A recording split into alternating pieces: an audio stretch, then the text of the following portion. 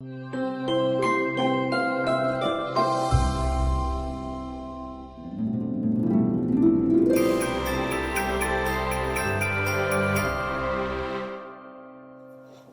오늘은 이제 11장 마지막 부분을 여러분들과 같이 나누기를 원합니다. 11장 부분에서 가장 문제가 됐던 게 우리가 지난주와 또 이번 주에도 약간 계속 좀 다룰 텐데 몇 절, 한 넉 절 정도를 다루고 그 다음에 다른 이슈로 넘어갈 겁니다.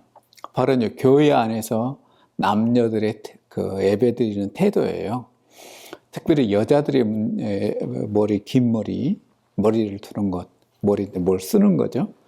그리고 남자들 같은 경우는 머리를 미는 그런 행위에 대해서 바울이 좀 비판하고 있습니다.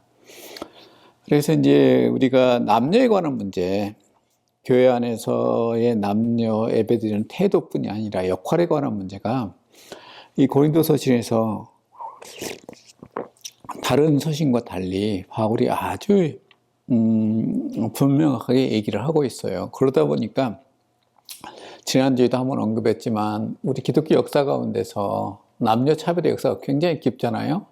세속 역사는 더 심하죠. 그래서 사실은 우리가 미국 같은 데가 굉장히 여성의 어떤 권위가 신장되었다고 그러는데 1930년대 60년대까지도 일부적으로 제한되는 나라가 있었어요. 미국에서 그렇습니다. 그래서 여러분들 생각하기에 흑인들의 투표권이 언제 미국에서 확립됐다 생각하세요?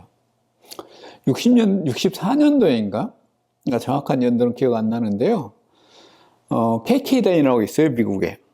거기 이제 백인 5월주의인데 지금도 미국에 약간 남아 있습니다. 근데 이 사람들은요, 백인들만이 미국을 지배되게 있는 어떤 종족, 그리고 그런 그 권리를 가지고 있다고 생각해요. 그런 그룹이 있습니다. 근데 그런 그룹에서는 흑인들의 인권을 존중해주지 않죠. 그래서 그 사람들이 14년도인가 미국 워싱턴 국회의사당 앞에서 행진을 했어요. 자신들의 그 하얀 옷 있죠? 거기다 구멍 2개 뚫리고 눈만 내어놓는 그런 그게 우리가 우리 옛날에 보면은 옛날에 시골에 가게 되면은 그 농사철에 쓰는 포대 같은 게 있어요. 근데 포대 같은 거 뒤집어 쓰고 흑인들의 인권 용납 못하겠다 하는 것이죠. 그때 우리가 이제 미국에서 이제 킹 목사 같은 사람, 마틴 루터 킹, 지금은 마터 루터 킹 목사의 어떤 탄생일인가요? 그 국경일로 되어 있어요, 미국에. 그 정도로 존경받는 목사님인데 그분들이 이제 인권운동을 아주 거세게 일을 때 그에 반대하는 운동으로 KK단이 나섰던 그런 역사가 있는 게 미국이에요. 60년대요. 근데 대한민국은 참 여성이, 우리가 대한민국 정부가 수립되면서부터 처음부터 여성의 투표권을 인정했습니다. 인종차별 없이. 그래서 우리가 이제 민주주의에 관한 어떤 역사를 보게 되면 한국이 상당히 이런 시기에 민주화됐던 나라. 우리가 1919년 상해 임시정부가 들어서잖아요. 거기도 남녀 평등의 그런 원리가 그대로 적용되어 있죠. 그런 면에서는 우리가 상당히 선진국입니다. 인권, 민주주의 선진국. 오늘날도 그런 자부심이 있죠? 자, 그런 이야기를 하게 되면 여성에 관한 그런 문제는 우리 인류 역사에 굉장히 끊임없이 논쟁이 되어 왔고 여성이 억압됐던 그런 역사가 우리 역사에도 말할 것도 없고 인류 역사에 계속 그래 왔습니다. 근데 이런 것들이 이제 근대화되는 과정 가운데서 여성의 어떤 동등됨, 파트너십으로서 역할이 아주 강조되어진 사회가 오늘날이죠. 일부에서는 중동 지역에서는 이슬람권에서는 지금도 여성의 인권을 거의 잘 인정하지 않죠. 그러다 보니까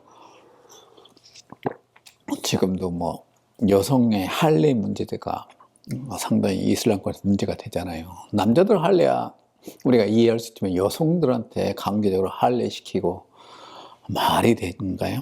자, 우리 한 번씩 오늘 강의를 진행해 보도록 하겠습니다.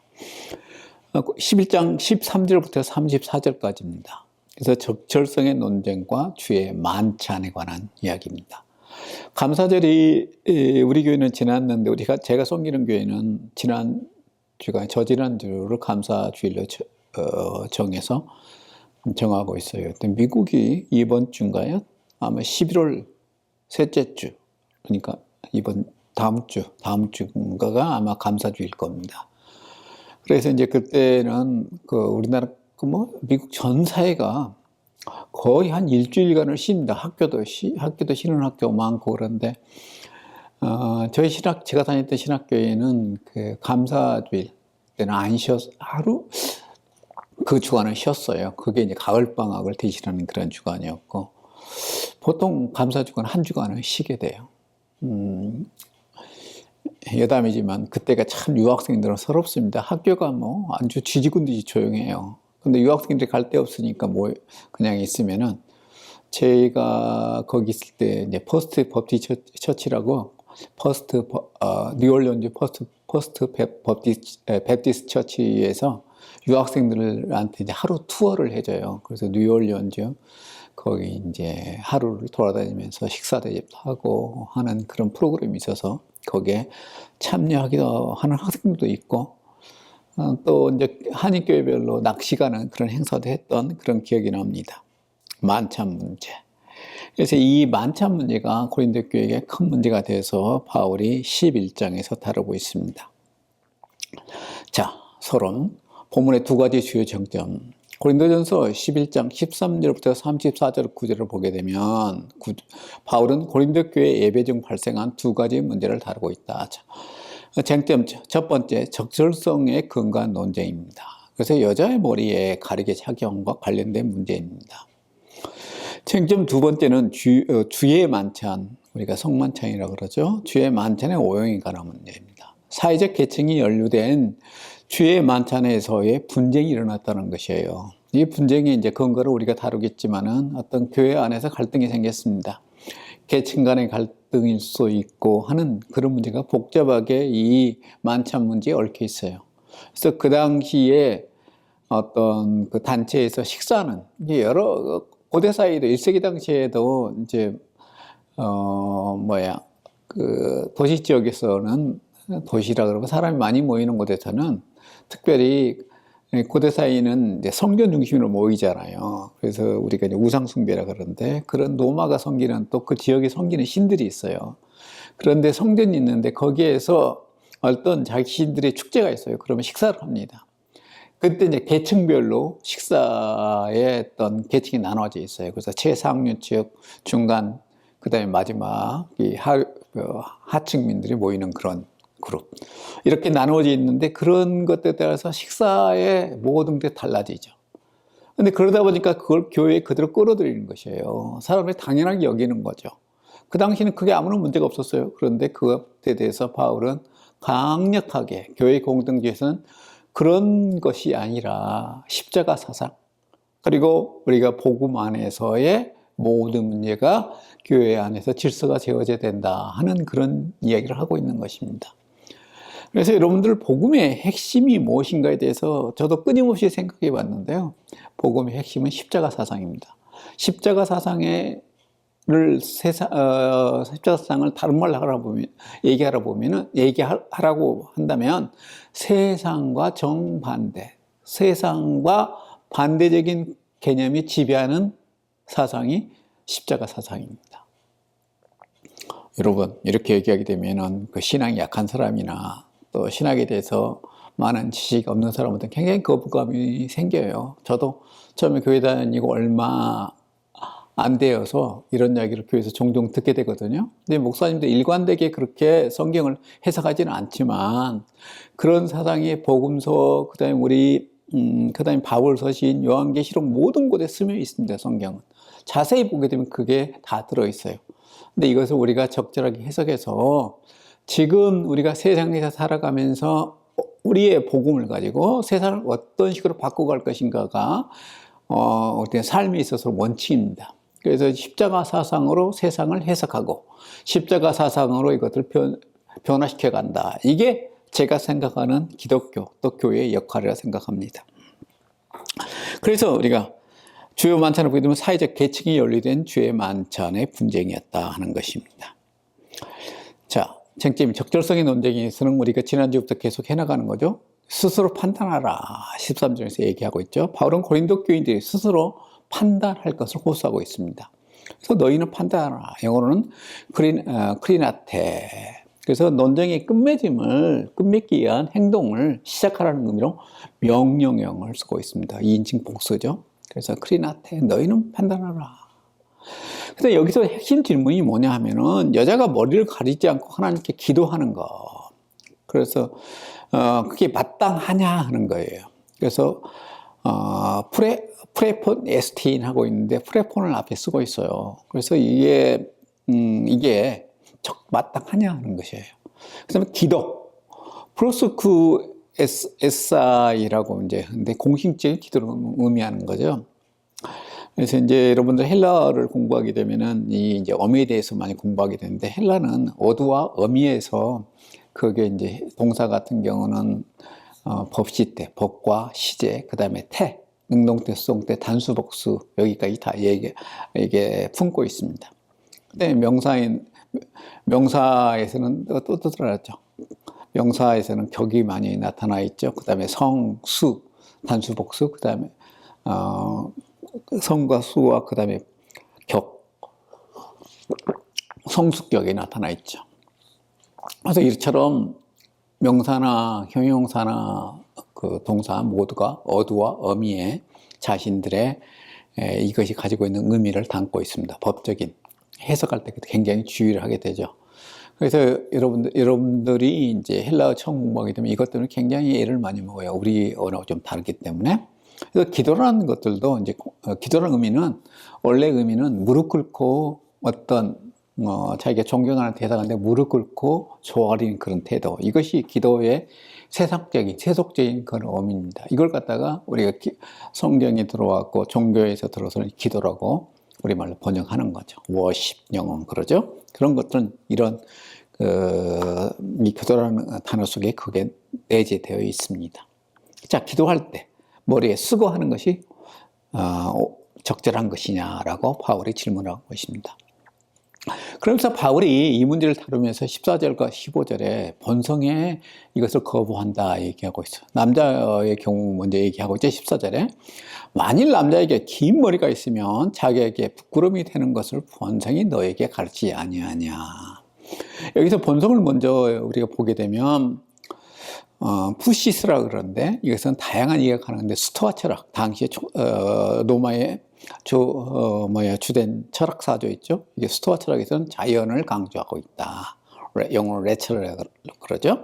그다음에 히브리 사람들 우리가 이제 유대인들에게는 창조주의 명령에 따라서 세상에 질서가 잡혀졌다 할 때 이게 본성으로 봤다는 것입니다.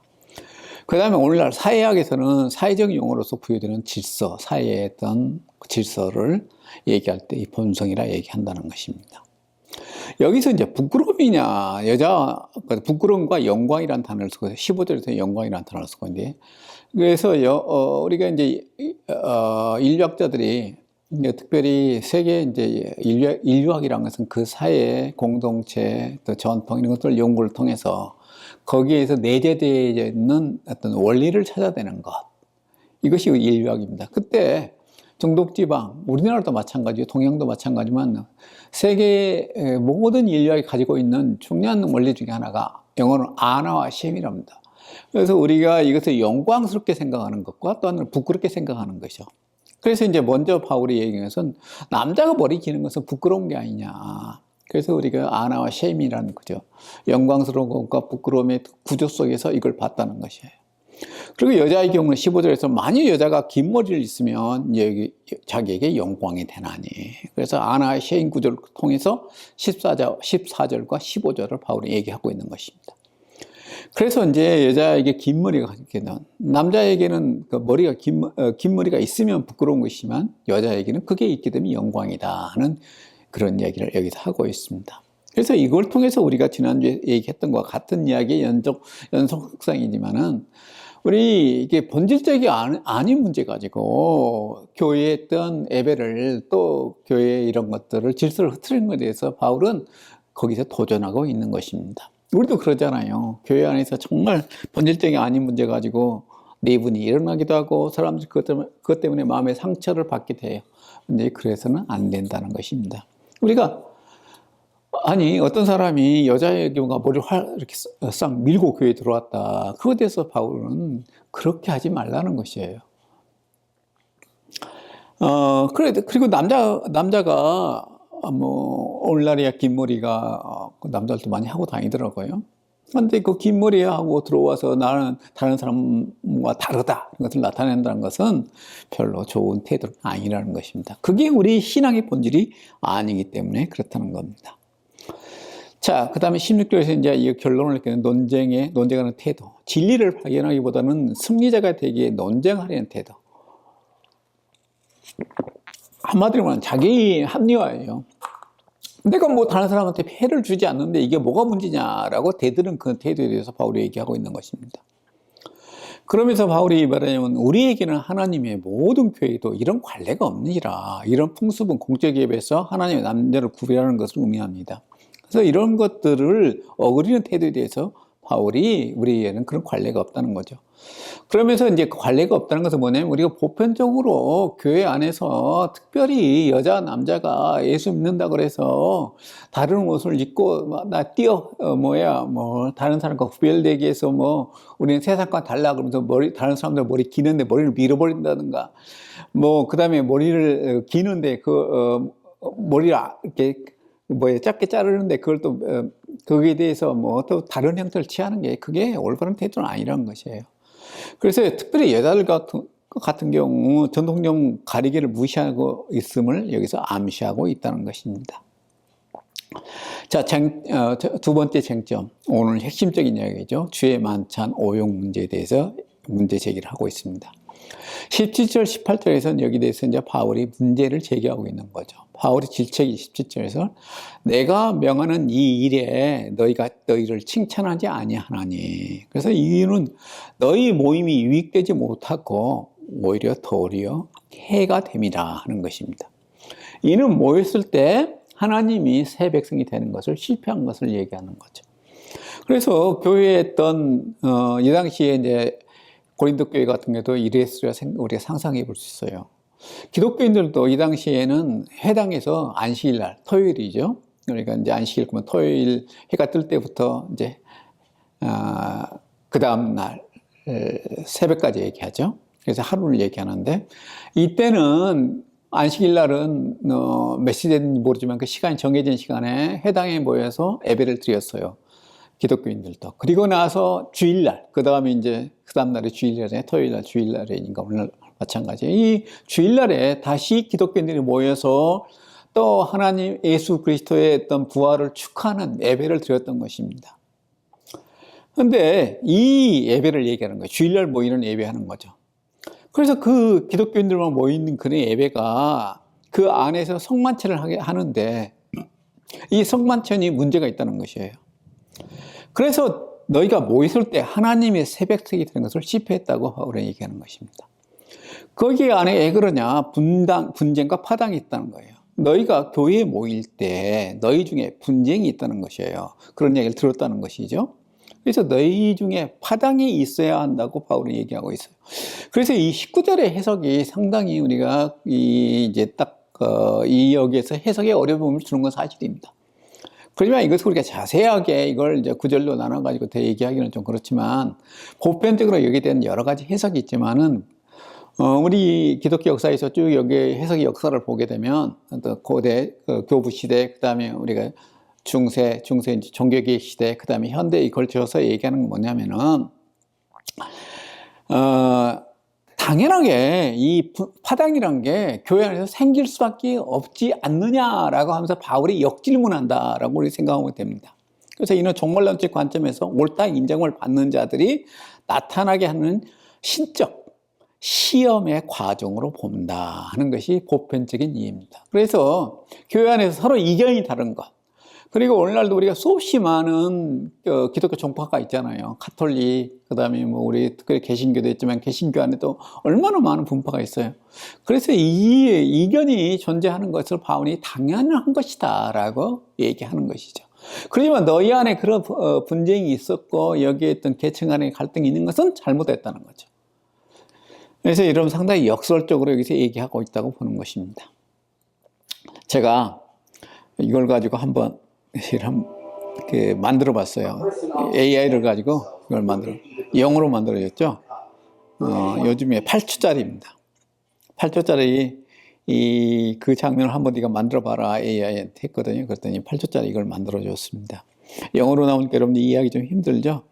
이 초대교회 당시에 어떤 그 성만찬 이것이 어떤 형태일 것인가 하고 AI한테 한번 요구해 봤거든요. 그건 이렇게 만들어 놨네요. 이렇게 음식을 먹는 것 같아요. 이게 옳은가는 모르겠습니다. 제가 쓰는 AI가 있는데 이게 8초짜리는 그냥 해줘요. 돈 안 받고. 근데 이게 넘어가면 돈을 내야 됩니다. 그래서 이제 8초짜리 이걸 만들어 봤는데 이런 형태였을 거라고 AI는 추측을 하더라고요. 우리가 자세한 상황을 모릅니다. 그래서 우리가 성만찬이 여기에서 얘기하는 거 보게 되면 우리가 이제 성만찬이 오늘날 생각하는 그런 성만찬이 보겠다는 음식을 나누는 그런 것이었을 것이다. 여기 고린도서시만 보게 되면 약간 그런 의미가 강합니다. 그래서 여기 우리 고린도교회 문제됐던 거 다음에 계속 다루겠지만은 문제되는 게 뭐예요? A person ought to examine themselves before they eat of the bread and drink from the cup. For anyone who eats and drink. 그래서 같이 나왔던. 그래서 이제 여기에서 가져온 것을 이렇게 사람들이 그 음식을 쌓아놓고 먹는데 많이 먹어버리면 가난한 사람들이 후에 오는 사람이 먹지 못했다는 거죠. 그 이유에 대해서는 우리가 이제 자세히 얘기를 나누겠지만 가난한 자들이 그래서 아니 여기 초대교회가 모이게 되면은 주일날은 반드시 음식을 나누는 그런 풍습이 있는데 늦게 왔다고 해서 못 먹게 되는 거예요. 음식을 거기서 주일날 모여서 예수님을 찬양하고 또 축하하면서 주일날을 축하하면서 음식을 나눠 먹는데 음식이 다 떨어져 버린 거예요. 먼저 사람이 다 먹어버린 거죠. 그래서 이런 상황. 근데 다음에 온 사람들은 가난한 사람들이 있다는 거죠. 그래서 그 사람들이 교회 안에서 모욕을 받는, 마음의 상처를 받는 일이 생겨났다는 것입니다. 그래서 주의 만찬이 그런 것들은 주의 만찬이 될 수 없다고 바울이 이야기합니다. 그런즉 너희가 함께 모여서 주의 만찬을 먹을 수 없으니라고 얘기하는 것입니다. 그러면서 21절은 여기도 오용, 잘못된 것을 얘기하고 있어요. 구체적으로 얘기합니다. 먹을 때 각각 자기의 만찬을 먼저 갖다 먹음으로 부유한 이들이 다른 이들, 가난한 이들 오기도 전에 자신의 호화로운 식사를 먼저 먹어 치웠다는 거죠. 그래서 이런 사람들이 시장하고 어떤 사람은 취합니다. 어떤 사람들은 많이 먹고 와서 그냥 다 먹어버리고 나머지 사람들은 못 먹게 되니까 이런 일이 벌어졌다는 거죠. 그래서 바울이 이제 여기도 책망하고 있죠. 22절에서 너희가 하나님의 교회를 억없인 여기고 빈궁한 자들을 부끄럽게 하느냐는 것이에요. 그 여기에 대해서 이제 기독교 성서 연구자들은 그럽니다. 이 고린도 교회가 가난한 자, 부유한 자가 있었는데 여러분들 부자들 어떤 사람이 있겠어요? 노예들을 자기가 고용했고 고린도 교회는 노예들과 그다음에 그 노예 주인들이 같은 교회를 형성하고 있었거든요. 근데 주인들은 주일날 일하지 않겠죠. 그러지만 하인들은 어떻게 해요? 주일날 그냥 주일이니까 그냥 쉬어 이렇게 하지 않았을 거 아니에요. 일을 해야 되죠. 그러지만 이 사람들도 예수를 믿기 때문에 주님을 만났기 때문에 교회에 올 거 아니에요. 그럼 늦게 오게 된다는 거죠. 그래서 주인들은 와가지고 부자들은 와가지고 다 먹어버리고 다 우리가 뭘로 이야기하면 퍼먹었다 그러죠. 다 우리 좀 험한 말로 퍼먹었다 그러는데 이렇게 다 먹어버리고 늦게 온 하층민들, 가난한 사람들 일을 하고 교회에 늦게 올 수밖에 없는 사람들은 먹을 것이 없어져 버린 그런 상황이 벌어졌다는 거죠. 그래서 바울은 이 상황에 대해서 교회 안에서 이것 때문에 부자와 가난한 자가 명확하게 갈라지고 마음의 상처를 받는 일이 생겨서는 안 된다라고 어찌 보면 부자들을 향해서 질책하는 내용입니다. 이것이 주를 모욕하게 된다는 거예요. 23절, 24절. 그래서 전성기 고집 23절을 보게 되면 내가 너희에게 전한 것은 주께 받은 것이니 우리가 이것은 복음서에 나오는 예수님께서 마지막 제자들 모아놓고 이 성만찬을 제정하잖아요. 그러면서 복음서에 다 나옵니다. 거기서 얘기하고 있는 그 얘기를 다시 하고 있는 것입니다. 그래서 받다는 것은 유대 문화에서 중요한 전승, 예수님의 이야기를 전해주는 전승 전달을 얘기한다는 거죠. 그래서 파레라본이라고 할 수가 있는데 이게 파라와 남반어의 서로 합성어입니다. 전치사와 동사의 합성어죠. 이게 이제 과거형으로 쓰기 때문에 파레가 됩니다. 그래서 전성은 바울 이전부터 있었던 주님이 자신에게 전해한 것을 얘기하고 있는 것입니다. 그래서 이게 부정가거죠. 그래서 떡의 의미는 뭐냐면 여기서 축사하고 예수님께서 떡과 이제 포도주를 가지고 축사하시잖아요. 그래서 제자를 나눠주죠. 그래서 이것은 나의 피요, 살은 떡은 나의 살이다라고 얘기합니다. 그래서 이것을 기념하라 얘기를 하고 있죠. 그래서 이것은 너희를 위한 내 몸이니 이것을 행사하는 날을 기념하라. 그랬습니다. 기념. 이 기념이란 게 뭐냐면 헬라어는 아나무네신인데 죽음을 통해 구원을 베풀어 주신 부활을 위한 것입니다. 그래서 예수님의 부활을 기념하는 것으로 우리가 성만찬 의미를 가지고 있는 거죠. 자, 성만찬의 본질에 대해서 25절, 26절에서 얘기하고 있어요. 그래서 잔의 의미는 뭐냐, 25절은 식후에 또 그와 같이 잔을 가지시고 이르시되 떡과 잔의 말씀이 식사 자체에서 분리될 수 없다는 것을 시사하고 있다는 거죠. 이 잔은 내 피로 세운 새 언약이다. 여기서 카이네인데 카이네가 새롭다는 의미예요. 디아세켄에서 언약을 얘기하고 있습니다. 그래서 언약이라는 의미는 헬라어에서도 디아라는 것을 나누다 하는 그런 의미가 있어요. 헬라어에. 이것도 합성어입니다. 세켄. 그래서 언약을 세운다는 것은 어찌 보게 되면은 그 히브리 언어에서 왔다고 생각합니다. 히브리 언약 사상이 헬라어로 번역할 때 디아세켄으로 얘기됐다고 생각을 해요. 그래서 이것을 행할 때, 마실 때마다 나를 기념하라 얘기하는 거죠. 그 다음에 26절에서는 만찬의 의미를 다시 여기서 바울이 해석하고 있어요. 너희가 이 떡을 먹으며 이 잔을 마실 때마다, 그래서 주의 죽으심이 그가 오실 때까지 전하는 것이니라. 그래서 우리가 성계의 의미를 담고 있습니다. 그래서 카탈랭게 에테, 그래서 명령인데, 에테는 2인칭 복수죠. 그래서 이게 그 만찬의 의미는 우리가 복음에, 여기서 26절에서는 우리가 이 성만찬이라는 것은 우리가 예수님의 죽음과 부활을 축하하는 의미도 있지만, 그것을 복음의 본질을 이해하는 면도 있지만 우리가 이 복음을 전할 의무까지도 여기에 담고 있다는 것이죠. 그래서 그리스도 죽음을 전파하는 수단이 바로 이 식사할 수 있다는 것입니다. 그래서 여러분들 감사 주간에 보통 모든 교회들이 이 성만찬을 하는데 성만찬 의미가 그렇게 간단한 게 아닙니다. 그래서 우리가 바울이 초대교회 당시 60년대에 우리 50년대 중반에 이게 이제 고린도전서가 쓰여졌잖아요. 그래서 그 당시에 초대교회가 예수님의 성만찬을 어떻게 이해했는가를 정말로 보여주는 것이 바로 이 고린도전서에 나와 있는 것입니다. 그러면 이런 것들이 교회 안에 문제가 되는데 이것을 어떻게 할 것이냐, 어떻게 할 것인가에 대해서 우리가 어떻게 하면 이런 오류를 범하지 성만찬의 의미를 제대로 살릴 수 있을 것이냐 하는 문제를 바울은 다루고 있습니다. 그래서 바울은 여기서 엄중하게 경고하고 있는 거죠. 그래서 누구든지 주의 떡이나 잔을 합당하지 않게 먹고 마시는 자는 주의 몸과 피에 대해서 죄를 짓는 것이다. 그래서 이는 그리스도 죽음에 책임 있는 자들과 같이 법적 책임 안에 자신을 두는 것이라는 것입니다. 그래서 여기 이 문제, 죄를 짓는다 하는 것에 대해서 우리가 역사적으로 좀 살펴볼 필요가 있어요. 초대교회 당시에는 이레니우스 같은 경우는 이 부분을 가지고 우리가 예수님에 대해서 모욕하는 그런 행위를 하는 것 어떻게 이렇게 이해를 했어요. 교부들은. 그 다음에 이제 종교개혁 시대에 와서는 여기에 대해서 이제 카톨릭은 뭐라 하냐면 성만찬을 우리가 고해성사를 하지 않는 것을 얘기하고 있습니다. 고해성사를 하지 않고 성만찬을 하는 것에 대해서 적절하지 않는다고 생각을 했어요. 오늘날도 우리 카톨릭 가게 되면 고해성사를 하죠. 언제 하는가 모르겠어요. 주일날 하는 것 같지는 않던데 아무튼 중요하게 카톨릭이 생각하는 게 그 신부하고 이렇게 뭐 어디 방에 들어가서 뭐 창살 놔두고 거기 통해서 이제 고해성사를 하죠. 그래서 이제 지금 오늘날도 하는 것입니다. 그런데 고해성사를 하지 않고 자기 죄에 대해서 고백하지 않고 여기에 대해서 성만찬을 먹는 것에 대해서 이렇게 잘못됐다고 이해를 하고 있고, 종교개혁 시대 우리가 이제 칼빈 같은 경우는 존 칼빈이나 그 다음에 루터 같은 경우는 어떻게 했냐면 믿음으로 먹지 않는 것에 대해서 얘기를 하고 있어요. 그래서 우리가 성만찬을 할 때 믿음으로 그걸 받아들이지 않는 것에 대해서 죄를 짓는 것이다 라고 얘기를 했습니다. 오늘날에 와서는 성서 주석가들은 뭐라 그러냐면 이게 공동체를 해를 입히는 일. 그러니까 오늘 고린도전서에 있었던 배경을 그대로 갖다 인용하는 거죠. 이해하는 거죠. 그래서 우리가 성만찬을 통해서 다른 사람들을 어쩌면 소외시키는 거, 다른 사람들을 불편하게 하는 거, 그들이 이 교회 공동체에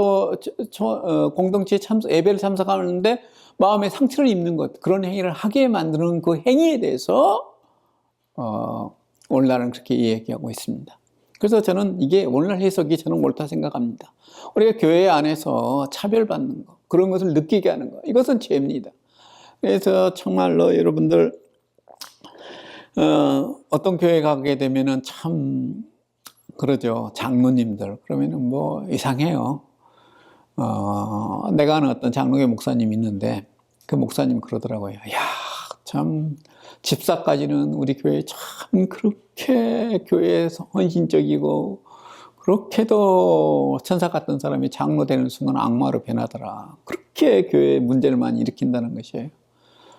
장로들이 교회 안에서 내가 장로교 미국에서 좀 다녀봤습니다만은 한인교회가 가장 가까운 교회가 장로교가 있었어요. 그래서 그 교회에서 제가 주일학교를 맡아서 좀 가르친 적이 있었습니다. 꽤 오랫동안 했어요. 몇 년 했었습니다. 그런데 그 장로교를 보니까 장로들이 힘이 엄청 세요, 교회 안에. 그래서 목사님이 자꾸 흔듭니다. 그래서 장로들이 동의 안 하면 아무것도 할 수 없어요. 저도 거기에서 주일학교 맡아가지고 행사를 준비 다 해놨는데 장로님이 반대해가지고 그냥 그것을 없는 걸로 만든 일이 있었습니다. 참 그때 너무 마음이 아프더라고요. 아무리 장로님 설득해도 안 돼요. 자기 마음에 안 들면 노 해버립니다. 그런 일을 할 수가 없더라고요. 큰 교회가 아니니까 더더욱 그랬겠죠. 그럴 때는 마지막에는 목사님과 장로들과 뭐 교회에서 분란이 있었고 장로님이 교회를 개척해 나가더라고요. 자, 그게 지금 그런 게 아니라 우리 안에서 교회 안에서 목사라 그래서 장로라 그래서 다른 사람들의 마음을 아프게 할 권리는 없습니다. 절대 그래서는 안 돼요. 그래서 이 오늘날에 와서는 이 교회에 다른 사람들을 소외시키고 마음 아프게 하는 이런 행위들이 바울은 그 사람들에 대해서 경고하고 있다고 보는 것입니다. 첫 번째 얘기대 해결책을 28절에서 제시하고 있습니다. 사람들이 자기를 살피고 그 후에야 이 떡을 먹고 이 잔을 마실지니. 그래서 우리가 만찬하기 전에 자기 자신의 그런 삶에 대해서 살피라는 것이에요. 늘 살펴야 되지만 특별히 만찬하기 전에 다시 한번 감사절에 여러분들이 성만찬을 갖기 전에 자신의 삶에 대해서 충분하게 하나님 앞에 회개도 하고 혹시 그런 갈등이 있는 사람들한테 화해도 하고 그런 일을 한 후에 하나님 앞에 이 만찬에 임하라는 것입니다. 사실은 동방교회 같은 데는 지금도 여러분들 그리스나 그다음에 러시아 가게 되면 동방교회가 있잖아요. 그런 교회에서는 주일날 예배를 드리기 전에 먼저 토요일날 안식일날이죠. 소위 유대인들의 안식일날 토요일날 가가지고요 자기 자신이 회개를 합니다. 동방교회 그런 전통이 있어요. 그리고 나서 주일날 예배에 참석할 수 있는 그 권리를 갖는다고 그래요. 제가 그쪽에 미국에 있는 그리스 정교회 거기를 참석했던 사람한테 들었던 얘기예요. 그래서 참 그것도 신선하더라 하는 얘기를 들었는데 거기는 예배 참석할 때 하기 전에 그런 의식을 갖는다고 그럽니다.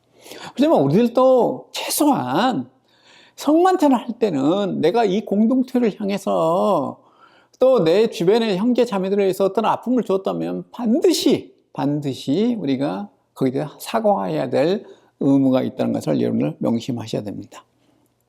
살피라는 것은 단순히 내면 성찰 이상으로 엄밀한 조사를 받고 자신을 진실한 사람으로 입증하라는 명령이다. 그래서 특히 식당에서 다른 지체들에 대한 행동을 스스로 시험해야 한다는 것입니다.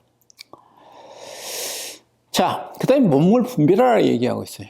그러니까 심판의 이유에 대해서 주의 몸을 분별하지 못하고 먹고 마시는 자는 자신의 죄를 먹고 마시는 것이다. 분별한다는 것은 어찌 보면 스스로를 검증한다는 이야기예요. 그래서 몸을 분별하다 의미는 세 가지, 여기서 분리하다, 구별하다 그런 뜻도 있죠. 그래서 해석 1 보게 되면 일상의 공동 음식과 성찬 음식인 떡을 구별하는 데 실패할 그런 가능성이죠. 그 다음에 두 번째는 주의 몸인 성도들의 공동체를 존중하는 데 실패할 그런 경우가 있다는 거죠. 그래서 뭐 적절하지 않는 이 두 해석이 공존을 하는데 이게 시대마다 조금 다르게 해석되어 왔습니다. 근데 저는 성도들의 공동체를 존중하는 데 실패했을 경우 내 이웃의 마음을 아프게 했던 그런 것들 여기에 대해서 몸을 분별하는 의미가 담고 있다고 생각합니다. 결과 그래서 주의 만찬을 십자가에 동참하고 심자의 정체성을 확인해 준다는 것이에요. 그래서 몸의 특징을 부여하는 것이 사라지면 먹고 마시는 행위 자체가 죄가 있다는 판결을 받게 된다는 것이에요.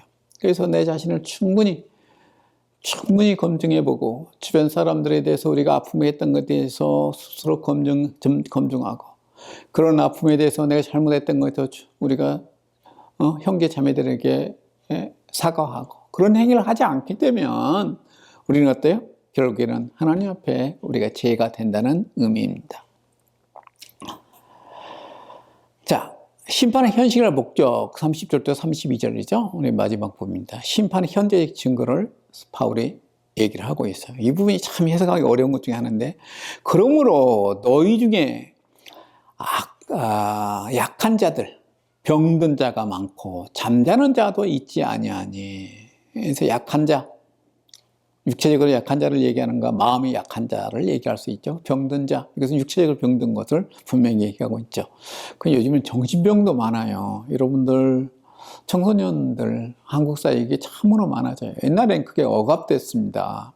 그리고 자녀들이 그러게 되면 숨겼어요. 근데 요즘 다 드러나 버렸잖아요. 그래서 중고등학교나 초등학교에서 이런 문제가 많이 있다고 그럽니다. 그래서 그런 사회적 우리 제도가 많이 옛날에 비하면 많이 발전됐죠. 그래서 상담도 많이 발전되어지고 우리 사회에 요즘에 상담교사들이 학교에 상주하잖아요. 상담교사들이 따로 있고 그러는데 상담실도 따로 있고 하지만 이런 문제에 대해서 잘 치유가 되지 않아요. 특별히 그 청소년기 우리가 이제 중2병이라고 그러잖아요. 한국 사회에. 그래서 옛날 우스갯소리로 왜 옛날에 이제 김정일이 우리 대한민국을 제가 들었던 이야기예요. 못 쳐들어오냐. 거기에 대해서 그런 이야기 들어요. 한국의 중2가 너무 무서워서. 그럴 만큼 우리 사회에서 중2병이라 그래가지고 중학교 2학년들 또 고등학교 1학년들 이 사이에 청소년들의 문제가 심각했던 것입니다. 광풍의 시대죠. 그래서 이런 것들. 그래서 우리가 이런 정신적으로 변동자들이 참 많아져요. 그래서 이는 만찬 오행의 결과로 당한 질병과 죽음이라는 무서운 현실로 이해됐다는 거죠. 바울은 이렇게 얘기하고 있어요. 고대 사회에서는 전부 우리가 구약 성경도 그렇지만 신약 시대도 마찬가지입니다. 그래서 병의 원인이 뭐냐 죄로 보는 경우가 참 많았어요. 일반 사회는 당연하게 생각했지만은 우리는 자신의 잘못도 있지만은 또 많은 사회적 관념이라는 게 죄 때문이다라고 이해하는 것이 참 많았어요. 그래서 이런 영향들이 있지만은 여기에 대해서는 그리스도인들의 죄도 잘못도 이런 형식으로 나타났다고 바울은 봤던 것입니다. 그래서 이 문제는 우리가 철학적으로 또 우리 현상학적으로 여러 가지로 논의할 게 너무 많습니다. 그래서 우리가 하나의 해석으로 얘기하기가 힘든 부분 중에 하나예요. 그러면 이런 심판을 피하는 길이 뭐냐? 우리가 우리를 살폈으면 판단을 받지 아니하려니와. 그래서 자기 자신을 잘 살피고 잘 대처했으면 그런 일이 우리가 판단받지 않을 수 있다는 거죠. 그래서 이런 어떤 하나님의 심판의 목적이 무엇이냐 대해서 32절에서 다루고 있습니다. 그래서 우리가 판단받는 것은 주께 징계를 받는 것이다. 그래서 징계는 교육적인 역할을 하는 신적 훈련이라는 것이에요. 그래서 우리가 세상에 징계받는 것과 바울은 또 그리스도인들이 하나님 앞에서 징계받는 것을 나누어서 얘기하고 있습니다. 그래서 정죄라고 그랬어요. 우리 번역에서는 정죄받는 것, 세상에 대해서는. 그래서 그들이 하나님 앞에서 마지막 심판받는 것은 영원한 정죄입니다. 근데 우리 그리스도인들은 일깨우기 위해서 하나님이 어쩌면 종아리를 때리는 것이라는 것이에요. 그래서 여러분들, 기독교인들의 어떤, 때로는 하나님께서 우리를 심판한다 얘기를 하죠. 하나님께서 우리를 책망하시는 것에 대해서는 다른 어떤 교육적인 의미가 있다는 것입니다. 저도 그런 생각이 참 많이 들어요. 그래서 항상 하나님께서는 그리스도인들이 그런 어려움을 당하고 나서 회복시켜 주십니다. 그래서 여러분들은 그런 기회가 있어요. 기독교인들은 하나님이 일시적으로 우리를 징계하시지만 반드시 그걸 회개하고 바른 길로 들어서면 회복시켜 주십니다. 근데 세상 사회는 그러지 않아요. 세상 사람도 그렇지 않습니다. 여러분, 정치인들은 한번 낙인찍 깨면 영원히 끝나버린 경우가 참 많잖아요. 진실이 아니어도 여론이 어떤 정치인들을 갖다 매도해가지고 끝까지 매도해서 죽여버린 경우가 참 많아요, 사회적으로. 특별히 여론 무섭잖아요. 그래서 우리 사회도, 우리 근대사에서 참 많이 보게 됩니다. 그래서 우리가 그리스도인들은 좀 다른 관점으로 세상을, 정치를, 사회 여러 가지 현상들을 볼 필요가 있습니다. 그렇지만 하나님께서는 자기 백성에 대해서는 반드시 복구시켜 주십니다.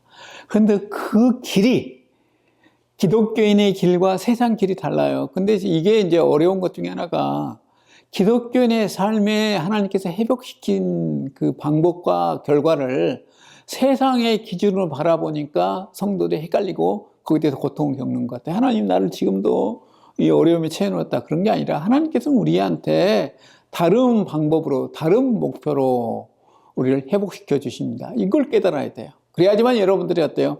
세상에 불행하게 살지 않을 수 있습니다. 그래서 심판의 목적에 대해서 우리가 판단받는 것을 주께 징계를 받는 것이다 라는 거죠. 그래서 징계는 교육적인 역할을 하는 신적 훈련이라고 생각했고, 궁극적인 목적이 뭐냐? 이는 우리를 세상과 함께 정죄함을 받지 않게 하려 하십니다. 그래서 세상은 정죄함 받는 것이지만 기독교인들은 그렇지 않다는 것입니다. 자, 해결책, 서로 기다리라. 33절. 바울은 최종 명령을 하고 있죠. 그런즉 형제 어떤 성만찬 사태 먹으려 모일 때에 서로 기다리라. 좀 기다려 주라는 것이에요. 아니, 교회 안에 주인들이 먼저 와서 돈 많은 사람들은 주일날 일 안 하니까 와서 교회에 빨리 올 수 있겠죠. 제 시간에 올 수 있겠죠. 그렇지만은 일이 많고 그 주일날 일을 해야 되는 그런, 그 당시에 노예나 이런 사람들 교회, 고린도 교회에 많이 있었거든요. 어찌 보면 그 사람들이 줄일 수 있어요. 바울이 거기서 거의 고린도서에서 얘기를 하고 있습니다. 몇 장이 13장인가요? 거기서 얘기하고 있잖아요. 고린도 13장 사랑장이니까. 아무튼 그렇게 얘기하고 있어. 너희 중에 부유한 자, 세상적으로 유력한 자가 누가 어디 있느냐라고 바울이 얘기할 만큼 고린도 교회는 그렇게 사회적으로 높은 사람이 많이 모이는 그런 교회가 아니었어요. 그러면 주류 많은 사람들이 어때요? 교회에 좀 늦게 올 수밖에 없는 그런 사회적 환경을 가지고 있잖아요. 근데 부자들은 소수가 모여가지고 음식을 다 먹어버리고, 야, 나는 원래부터 대접받는 사람이야 라고 교회까지 의시되면은 그건 기독교가, 교회가 아니, 하나님의 교회가 아니라는 거예요. 세상 모임이에요. 세상 우상 숭배자들이 그렇게 하고 있었어요. 그리고 세상 모임은 그래요. 그렇지 않다는 것입니다. 서로 기다릴 의미가 뭐냐 하는 것이에요. 기다리면서 너희는 스스로 여기서 이제 데크세세 이렇게 해석해야 된다는 의미고 중간태로 봐야 된다는 거죠. 로마서 15장 7절 서로 받아들여라와 비슷한 의미를 가지고 있다는 것이에요. 그래서 이는 공동체 안에서 부유한 자들이 다른 이들, 가난한 자들처럼 먹어야 함을 암시하고 있다. 그래서 교회에 와서는 사회적 신분이나 자기 자신의 부나 능력이나 인간이 가지고 있는 능력, 이걸로 해서 차별적인 어떤 삶의 모습이 드러나서는 안 된다는 것입니다. 그래서 제가 알고 있는 어떤 군목은 상당히 이제 강경하신 분이에요. 우리 교단에서 유명하신 분인데 이분이 이제 침신돼서 신학을 하고 이제 군목이 됐는데 그분이 강주에 있는 어떤 비행기장에서 이제 군목으로 일하셨어요. 근데 그때 이제 그 비행기장에 있어서 모르겠어요. 스타들이 없었는 거예요. 최고 높은 사람이 대령이었다고 그래요. 그래서 영광급들은 교회 오게 되면 주일날 전부 하는 일이 가장 중요하게 하는 것이 신발 정리하는 것이다. 옛날에는 교회 예배장에 들어갈 때 신발을 벗고 들어갔거든요. 그러면 애들을 막 신발 막 흩어놓잖아요. 그럼 그걸 이제 집사들이 정리하고 그러는데 그 일을 맡은 게 신발 정리하는 것이 대령이나 영광급들의 일이고, 그 다음에 하사관급들이 이제 많이 있잖아요. 군대에서. 그럼 그 사람들은 예배당에 가서 제일 먼저 교회 예배당에 앉아서 예배드릴 건 준비를 해라. 그렇게 교회 규칙을 세웠다고 그래요. 섬기는 삶의 자세를 살라고 얘기하는 거죠. 그래서 우리가 그렇습니다. 교회 안에서 세속적으로 내가 사회적으로 높은 지위를 있다 그래서 그걸 드러나게 되면은 그건 정말 안 됩니다. 또 사회적으로 내가 조금 세상 사람 보기에는 좀 비겁하다 그래서 그 사람의 가치가 그런 게 아니에요. 하나님 앞에서는 정말 그 사람도 소중한 사람입니다. 바울은 이 고린도서신에서 그제서 엄청 강조하고 있어요. 그래서 고린도서신 전체에서 사회적 계층을 무너뜨리는 어찌 보면 혁명적인 책입니다. 고린도전서는. 그래서 주의 반찬이 나눔의 출발점이 되어야 함을 의미하고 있습니다. 그 다음에 두 번째 지침은 뭐냐면은 배고픔을 해결하라. 그 사회적으로 높은 지위에 있는 사람들, 사회적으로 조금 뭐 장로나 이런 교회 안에 어떤 주도적인 사람들은 와가지고 거기서 막 먹어버리지 말라는 것이에요. 그래서 배가 고프거든 집에서 좀 먹고 와라. 그러면 그렇게 교회 안에 와서 그러진 행위가 벌어지지 않지 않느냐라고 얘기하고 있어요. 그래서 만일 누구든지 시작하거든 집에서 먹을지니 그래서 먹어라 그런 거죠. 이런 권면의 목적은 뭐냐면 이는 너희가 모임에 판단받는 모임이 되지 않게 하려 합니다. 하나님 앞에서 교회 안에 그런 소외감을 느끼는 성도를 둠을 통해서 형제 마음을 아프게 함을 통해서 너희가 판단받는 그런 일이 벌어지지 않게 하려 한다는 거죠. 그래서 함께 모였을 때 주의 식당에서 서로를 온전히 환영하고 받아들이려 하는 것입니다. 그래서 마음으로 사랑을 표현하라 하는 것이죠. 그 다음에 남은 문제들이 또 있다는 거죠. 그래서 그 밖의 일들은 내가 언제든지 갈 때 바로 잡으리라. 이 고린도서신은요, 여러 가지 이제 우리가 좀 맥락이 있어요. 그런데 바울이 고린도서신에서 이제 고린도 교인들이 상당히 바울한테 실망했던 것 중에 하나가 이 고린도서신이 쓰기 전에 이미 바울이 고린도 쪽에다가 그런 얘기를 했던 것 같아요. 내가 갈게. 내가 반드시 고린도 교회 갈게. 근데 이 서신이 고린도전서를 쓸 때까지도 못 갔어요. 그래서 고린도서신이 이렇게 하나의 서신, 고린도 지역에 보냈던 서신이 우리가 보통 어떤 사람 9개까지 보냈는데 보통 4개 이상은 고린도 전후서에 나와 있습니다. 그래서 이 4개의 서신이 어떻게 될 것인가 하는 문제 가지고요. 그래서 여러분들 우리는 고린도 전서 후서밖에 없잖아요. 1서와 2서밖에 없는데 중세에 고린도 3서가 나오기도 4서가 나오기도 했습니다. 그래가지고 그걸 가짜로 만들어가지고 유포하고 이런 일이 있었어요. 다 그게 가짜로 판명이 됐죠. 자, 결론은 이왕입니다. 쟁점. 적절성이 문제죠. 바울은 창조 질서와 교회의 보편적인 관례에 따라서 고면하고 있고, 주의 만찬의 문제, 사회적인 차별, 신분의 차이가 모이면 더 이상 주의 만찬이 아니다는 거죠. 주의 만찬은 그리스도의 대속적 죽음을 기념하고 그가 오실 때까지 선포하는 일이다 하는 것이죠. 그래서 우리가 핵심적으로 우리의 삶을 어떻게 적용할 것이냐 하는 문제는 자기를 먼저 살피고 자기의 어떤 삶에 대해서 살펴보라는 거죠. 자기 행동에 대해서 해고해 봐야 된다는 거죠. 그러면서 우리 공동체를 서로 어때요? 자기 잘못을 사과하고 공동체를 세우고 남의 마음을 달래주고 이런 것들을 해야 된다는 거죠. 그러면서 기다리라. 다른 사람들이 어때요? 다른 사람을 인정해주고 그들을 배려해 주라는 것입니다. 그래서 궁극적으로는 교회는 배려하고 경쟁을 추구하지 않는 새 창조의 공동체 한다는 것입니다. 그래서 여러분들 내일이 수능 시험 보는 날이라고 그래요. 그래서 여러분들 교회 청소년들한테 수능 시험 끝나고 교회 오는 청소년들한테 꼭 하지 말아야 될 언어가 하나 있습니다. 그래서 수능 시험 점수가 어떠냐 이런 얘기는 해서는 안 됩니다. 여러분, 수능 시험의 점수로 그들의 삶을 나눠서는 절대 안 됩니다. 대학생들한테 어느 대학 다니냐라고 물어보는 것도 실례예요. 한국에는 SKY 대학, 그 다음에 대학, 서울에도 다 나눠져 있잖아요. 그러면서 세상 사람들은 그걸로 인간의 질을 평가하고 사람을 인격을 평가하려고 그래요. 절대 교회에서는 그러면 안 됩니다. 청소년 하나님의 자녀예요. 다 똑같아요. 어떻게 쓰임받냐는 것은 그 다음 차원입니다. 하나님께서 쓰시는 거예요. 하나님의 자녀를 적절하게. 그 사람이 사회적으로 돈 많이 받는다 그래서 그 사람이 또 가치가 있고 돈 적게 받는다 그래서 노동한다 그래서 그 사람이 가치가 없는 게 아니에요. 가장 중요한 것은 하나님 아는 것이고 아는 자는 그들 하나님 앞에서 그 주신 달란트를 우리 공동체와 세상을 향해서 이제 섬기는 삶을 살아가는 것이에요. 우리 교회의 역할은 세상을 섬기는 것입니다. 우리 형제자매들과 공동체를 이루어서 이 공동체가 새로운 공동체로 세상을 변혁시켜가는 것이에요. 이게 교회의 목적입니다. 자, 오늘 이야기를 다시 한번 요약해 보도록 하겠습니다. 여러분, 가장 거룩해야 할 종교 의식이 오히려 공동체를 파괴하는 사회적 스캔들의 현장이었다면 어떨 것 같으세요? 오늘 바로 그 이야기를 해보려고 합니다.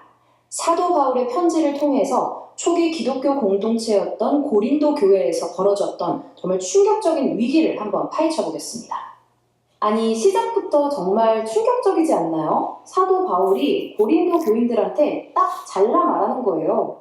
당신들 모임은 유익은커녕 해롭다고요. 도대체 이 사람들 모임에서 무슨 일이 있었길래 이렇게까지 정말 극단적인 비판을 했을까요? 바로 이 질문이 오늘 우리가 파헤쳐볼 미스터리의 핵심입니다. 자, 이 문제의 본질로 바로 들어가기 전에 바울은 먼저 겉으로 드러난 증상부터 짚고 넘어갑니다. 모든 일의 시작은요, 예배 중에 벌어진 어찌 보면 사소해 보이는 어떤 문화적 논쟁이었어요. 그러니까 여성들이 기도할 때 머리를 가려야 하냐 마냐 이런 예배의 문제였던 거죠. 어찌 보면 사소하잖아요. 하지만 바로 이게 수면 아래에 도사리고 있던 더 깊은 균열을 드러내는 첫 번째 신호탄이었던 겁니다. 여기서 바울이 문제를 푸는 방식이 되게 흥미로워요. 막 깊은 신학 논쟁을 하는 게 아니고요. 그 당시에 통용되던 사회적 관습, 그리고 본성이라는 것에 호소하는 거죠. 남자가 머리 길면 좀 부끄러운 거고 여자의 긴 머리는 자연스러운 가리개 역할을 하니 영광스러운 거다. 이런 논리를 통해서 말이에요. 그러니까 우리가 존중해야 할 어떤 질서가 있다는 걸 이야기하는 겁니다. 그런데 이 머리 가리개 논쟁은 정말이지 서막에 불과했습니다. 이 겉으로 드러난 증상을 넘어서 문제의 진짜 심장부, 그 근원은 훨씬 더 심각한 곳에 있었어요. 바로 그들의 가장 성스러운 식사 시간이었죠. 네, 바로 이 식탁에서 모든 게 무너져 내리고 있었던 겁니다. 어떻게 공동체의 성스러운 식사가 이렇게 노골적인 사회적 분열의 무대가 될 수 있었는지 지금부터 그 생생한 현장으로 한번 들어가 보시죠. 자, 한번 상상해 보세요. 부유한 교인들이 먼저 딱 도착해서 자기들이 가져온 아주 풍성한 음식을 그냥 먼저 먹는 수준이 아니라 먹어 치워버립니다. 여기서 바울이 쓴 단어는요, 그냥 먼저 먹는다가 아니라 탐욕스럽게 독차지한다, 이런 뉘앙스거든요. 자, 그동안 힘들게 일하고 늦게 도착한 가난한 교인들은 어땠을까요? 텅 빈 식탁만 덩그러니 마주해야 했던 겁니다. 저쪽에서는 포도주에 취해서 막 떠들고 있는데 이쪽에서는 굶주림과 함께 모욕감을 느끼고 있었던 거죠. 정말 끔찍한 광경이에요. 이건요, 그냥 배려가 좀 부족했네, 이 정도 수준의 문제가 절대 아니었습니다. 이건 세상의 지위 경쟁, 그 사회 계급을 교회 안으로, 그것도 가장 거룩해야만 하는 그 식탁으로 그대로 끌고 들어온 행위였던 거예요.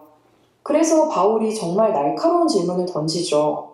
여러분, 지금 하나님의 교회를 멸시하고 가난한 사람들에게 창피를 주려는 겁니까?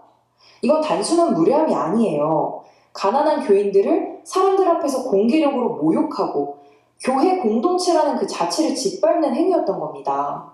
자, 그런데 여기서 바울이 그냥 막 야단만 치고 끝내는 게 아닙니다. 전략을 바꿔요. 문제 진단을 넘어서 그들이 완전히 잊어버린 이 식사의 진짜 의미, 그 근본적인 시작점으로 그들을 이끌고 갑니다. 바울의 전략은 아주 명확해요. 지금의 이 잘못된 행동을 바로잡기 위해서 그들을 과거로 데려가는 겁니다. 공동체의 정체성이 담긴 가장 중요한 기억, 바로 그 근본 이야기를 다시 들려주는 거죠. 그 이야기의 첫 번째 핵심, 바로 이겁니다. 이것은 너희를 위하는 내 몸이다. 보세요. 핵심은 너희를 위하는, 즉 타인을 위한 자기 희생입니다. 지금 그들이 식탁에서 보여주는 그 이기적인 행동과는 완전히 180도 다른 정신인 거죠. 그리고 두 번째 핵심, 바로 새 언약입니다. 이 새 언약이라는 건요, 혈통이나 사회적 지위 같은 옛날 방식이 아니라 오직 예수의 희생을 통해서 하나님과 맺는 완전히 새로운 관계를 뜻해요. 이 관계 안에서는 부자든 가난한 자든 모두가 똑같이 동등합니다. 바로 이겁니다, 핵심이. 이 식사의 본래 의미와 고린도 교인들의 행동 사이에는요, 정말 건널 수 없는 강이 흐르고 있었던 거예요. 모두가 하나됨, 즉 연합을 선포해야 하는 바로 그 자리에서 오히려 자기들의 분열을 과시하고 있었던 거죠. 이제 바울은 이 모든 문제의 심장을 꿰뚫는 가장 중요한 신학적인 원리를 딱 제시합니다. 그게 뭐냐면 바로 그리스도의 몸을 분별하는 것입니다. 이 몸을 분별한다는 말, 여기에는 정말 놀라운 이중적인 의미가 담겨 있어요. 첫째는 내 손에 들린 이 떡과 포도주가 뭘 상징하는지 그 영적인 의미를 아는 거고요. 그리고 둘째는 바로 내 옆에 앉아있는 저 가난한 형제, 저 자매가 바로 그리스도의 몸의 일부라는 사회적인 의미를 깨닫는 겁니다. 그런데 고린도 교인들은 이 두 가지를 둘 다 놓치고 있었던 거죠. 다시 말해서 그들의 실패는 영적인 동시에 사회적인 실패였던 겁니다. 그들은 성찬의 상징물에서도 그리스도를 보지 못했고 바로 옆에 있는 서로에게서도 그리스도를 보지 못했던 거예요. 그리고 바울은요, 이 영적이고 사회적인 실패가 정말 끔찍한 현실적인 결과로 이어졌다고 경고합니다. 공동체 안에 원인도 모르게 병들고 심지어 죽는 사람들까지 생겨났다는 거예요. 바울은 이걸 그냥 운이 나빴다고 보지 않아요. 공동체를 바로잡기 위한 하나님의 징계, 그러니까 일종의 교육적인 심판으로 해석하는 겁니다. 자, 그렇다면 이 기쁜 병을 어떻게 고칠 수 있을까요? 바울이 내놓는 해결책은요, 놀라운 만큼 단순하면서도 아주 근본적입니다. 바울의 처방전은 딱 3단계입니다. 첫째, 참여하기 전에 먼저 자기 자신을 돌아보라는 겁니다. 내 태도와 행동이 어떤지. 둘째, 이 식사는 다 함께 하는 거니까 모두가 올 때까지 서로 기다려주라는 거죠. 마지막 셋째, 진짜 너무 배가 고프면 그냥 집에서 먼저 먹고 오라는 거예요. 이 모임의 본질을 흐리지 말라는 뜻이죠. 이 모든 지침의 핵심, 결국 딱 하나입니다. 바로 상호 존중이죠. 궁극적으로 바울이 원했던 건 바로 이거였습니다. 그들의 모임이 더 이상 세상의 방식을 따라가는 경쟁의 장이 아니라 십자가가 보여준 자기 희생과 서로를 향한 돌봄이라는 완전히 다른 원리로 움직이는 그런 공동체가 되는 것, 바로 그것이었죠. 2000년 전 고린도 교회의 이 이야기는요, 시대를 훌쩍 뛰어넘어 오늘을 사는 우리에게도 아주 날카로운 질문 하나를 던집니다. 우리가 함께하는 식탁, 우리가 속한 직장이나 가족, 우리가 만들어가는 여러 공동체들, 그 안에 공유된 의식들이 과연 사람들을 하나로 묶어주고 있나요? 아니면 오히려 보이지 않는 분열을 더 강화하고 있지는 않나요? 이건 아마 우리 각자의 삶의 자리에서 스스로 답을 찾아야 할 질문일 겁니다. 자, 감사합니다. 다음 주에는요, 우리가 이제 은사 문제를 12장에서 다루도록 하겠습니다. 그래서 앞으로 남은 장이 12장 은사 문제, 13장은 사랑장이라고 그러죠. 그다음에 14장은 또 교회 안에 우리가 이제 방언 같은 그런 문제를 더 구체적으로 다루고 있어요. 그리고 이제 남녀 교회 안에서의 여성의 차별 문제, 그리고 15장 가게 되면 우리가 이제 부활에 관한 문제를 아주 깊이 있게 다루고 있습니다. 신약 성서에서 부활장으로 따로 구분될 만한 장이 고린도전서 15장입니다. 그리고 이제 16장에서 마지막을 우리가 피난을 장식하게 되는데요. 그래서 이 부분에 대해서 앞으로 더 깊이 있는 논의를 여러분들과 해 나가길 원합니다. 감사합니다. 다음 주에 뵙겠습니다.